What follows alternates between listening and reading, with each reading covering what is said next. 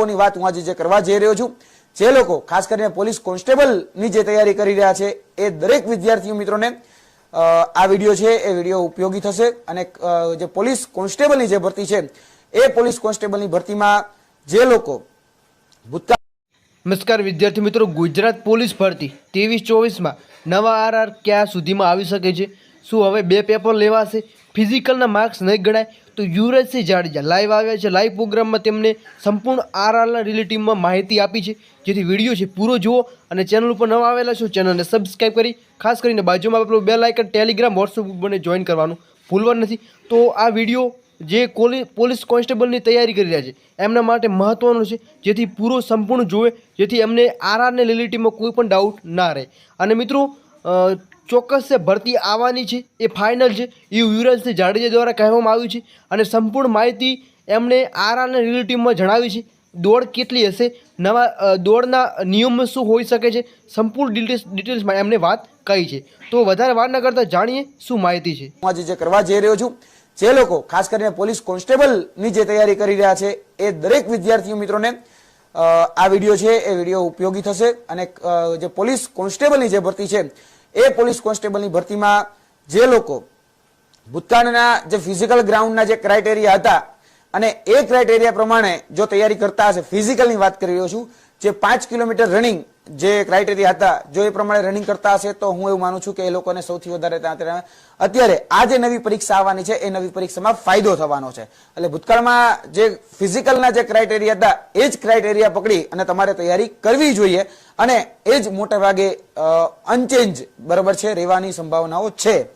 બીજી વાત, જે લોકો ખાસ કરીને લેખિત પરીક્ષાની તૈયારી કરી રહ્યા છે અથવા તો લેખિત પરીક્ષાની તૈયારી કરવા માંગે છે, એ દરેક મિત્રોને થોડો કાચકો લાગે એવા સમાચાર છે. કેમ કે જે લેખિત પરીક્ષા છે એ લેખિત પરીક્ષામાં ક્યાંક ને ક્યાંક સરકાર બદલાવ કરવા જઈ રહી છે અને જે અત્યાર સુધીનું જે પેપર હતું એ પેપર આપણે બધા જ જાણીએ છીએ કે ભાઈ મોસ્ટ ઓફ એમાં જનરલ નોલેજ ઓરિએન્ટેડ પેપર રહેતું હતું, પરંતુ જે રીતે વર્ગ 3ની અલગ અલગ જે ભરતીઓ છે એમાં જે બદલાવ કરવામાં આવી રહ્યા છે એ બદલાવના રંગ એ પોલીસ ભરતીને પણ લાગ્યા છે. એટલે જોવા જઈએ તો સંભવતઃ એમાં એટલે કે પોલીસ વિભાગની જે લેખિત પરીક્ષા છે બરાબર છે, આપણે જેને પ્રિલિમિનરી ટેસ્ટ કહીએ છીએ, માફ કરજો, એ પ્રિલિમિનરી ટેસ્ટ એ 2 વિભાગમાં છે, વિભાગ એ અને વિભાગ બી. વિભાગ એ નો જો ક્રાઇટેરિયા જોવા જઈએ તો એ વિભાગ એ નો ક્રાઇટેરિયા છે એ 80 માર્કનો અને વિભાગ બી છે એ વિભાગ બી નો જે ક્રાઇટેરિયા છે એ 120 માર્કનો રહેવાની સંભાવનાઓ છે. એટલે પેપર એ અને પેપર બી બરાબર છે, આ બંને એ તમારે ધ્યાનમાં રાખવાનું છે. એટલે જે પ્રિલિમિનરી જે પરીક્ષાની વાત કરી રહ્યો છું એ પ્રિલિમિનરી પરીક્ષામાં સંભવતઃ પાર્ટ એ અને પાર્ટ બી, પાર્ટ એ 80 માર્કનો, પાર્ટ બી 120 માર્કનો.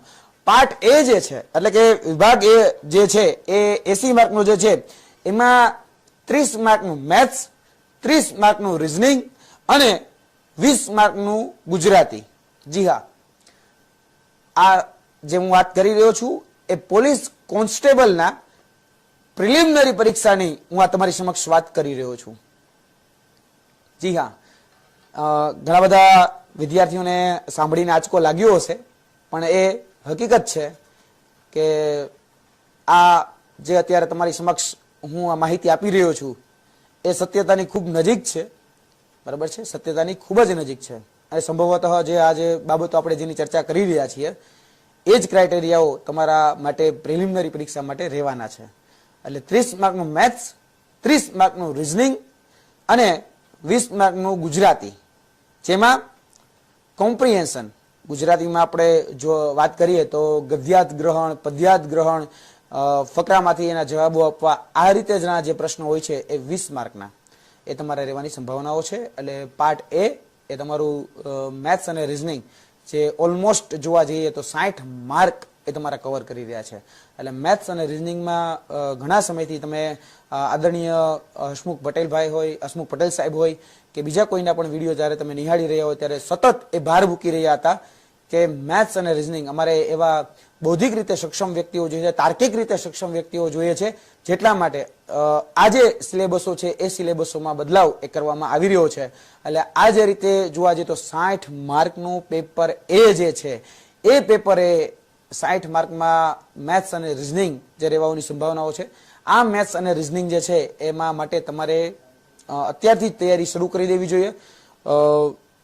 ત્યારબાદ જોવા જઈએ તો પેપર બી જે છે એ 120 માર્કનું રહેવાની સંભાવનાઓ છે. 120 એટલે તમારે એક વાત યાદ રાખવાની છે કે પોલીસ કોન્સ્ટેબલનું પેપર એ 80 માર્ક, પેપર બી 120 માર્ક, અને તમારી પાસે જે સમય મર્યાદા જે જોવા જઈએ તો 3 કલાકની જે તમારી પાસે સમય મર્યાદા હશે, આ 200 માર્કના પ્રશ્નપત્રમાં જેના માર્ક પણ 200 હશે એના માટે 3 કલાકનો સમય એ તમને ફાળવવામાં આવશે.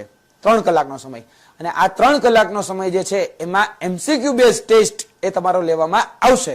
અને જે પેપર બી જે રહેવાની સંભાવનાઓ છે તેમાં સૌથી વધારે જે વેટેજ, અને હું એવું માનું છું કે જે રોકડિયા માર્કમાં સૌથી વધારે જે વેટેજ મળવાની અત્યારે જે બાબતો છે એમાં બંધારણ, કારણ કે બંધારણમાં આપણે જ્યારે આર્ટિકલ્સ તૈયાર કરતા હોઈએ છીએ ત્યારે એ બંધારણના આર્ટિકલ્સ એ પ્રકારે હોય છે કે જે મોટાભાગે અનચેન્જ રહેતા હોય છે, અને એ જે આર્ટિકલ છે એમાં 30 માર્કનું જેટલું વેટેજ એ રહી શકે છે, 30 માર્ક જેટલું બંધારણ.